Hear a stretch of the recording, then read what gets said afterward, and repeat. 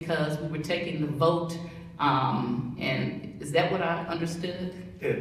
It's my understanding that what has been stated by the NFL is that with a clear path for these NFL to move forward, they will always consider us in this package of what they're doing with the Inglewood project, the Carson City project between San Diego, Oakland, and the Rams, and that any inclination or thing that could delay it would just kill the deal. In other words, putting this to a vote has a good chance of making the NFL just completely walk away from the deal up front. At this moment, Kroenke's negotiating to move the San Diego team as his partner in Inglewood. All of a sudden, he's a nice guy because the NFL's beating him up a little.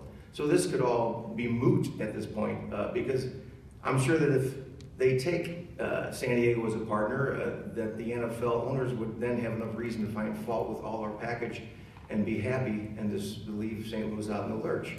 So it has been what's been presented to me, talking to Mr. Peacock, talking to people, that any impediment will just kill the deal right off the bat, and you don't want to shoot yourself in the foot when you should be jumping over hurdles sometimes. So is it your understanding that when before the Judge Frawley took it upon his lone self to declare our vote illegal, or that they were not dealing with St. Louis at all? Is that your understanding? Well, it's my understanding that if it was required to go to a vote, that we wouldn't be here right now. That's what they told you? No, that's not what I was told. It's my okay, so no one don't put words in my mouth. No, I just asked you. I didn't put word in your mouth. I asked you that. I was in my understanding of the conversation that I've had is that, and what NFL owners are saying, and when you talk to people, that with a clear path, St. Louis is in the running.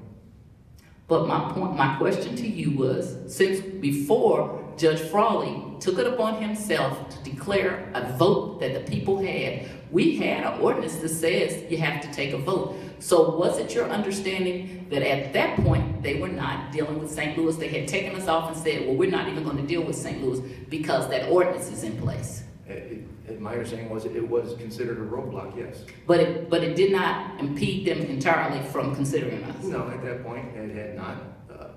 I believe that the fact that the judge had the ruling made them wait. Yeah, I'm sure the fact that the judge had the ruling, I think that had everything to do with it. And I want to say, being down here, I have never, ever had anything come before us that big people didn't want, that there was not the threat of, you're going to lose this, you're not going to have this.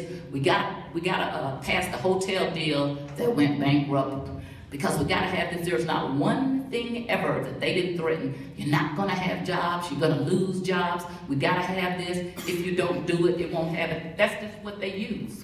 And that's the tactic that the NFL uses for every deal in every city, is false sense of urgency, false deadlines, in order to get cities to basically pony up more money and compete against each other. There's a lot of research out there on this is their business model. And so basically we have a decision to make as to whether we are operating in business as a city government for taxpayers in the city of St. Louis, or we are acting in business for a billionaire company and they're billionaire owners. And I don't know about you all, but my constituents elected me to represent them as taxpayers.